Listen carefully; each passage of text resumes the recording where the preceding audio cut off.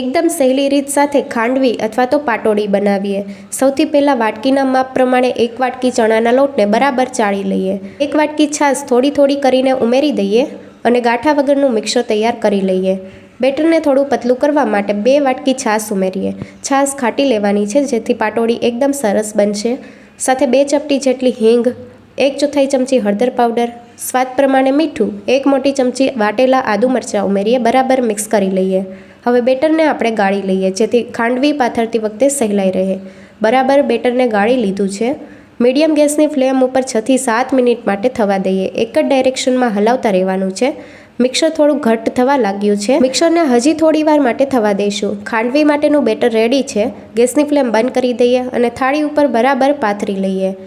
તો એકદમ પાતળું લેયર તૈયાર કરી લેવાનું। 10 મિનિટ માટે ઠંડી થવા દેવાની અને પછી પીસ કરી લેવાના અને રોલ બરાબર વાળી લેવાના। ખાંડવી ઉપર વઘાર ઉમેરીએ। નેક્સ્ટ રેસીપી તમારે કઈ જોવી છે કમેન્ટ કરવાનું ભૂલતા નહીં। Thank you for watching.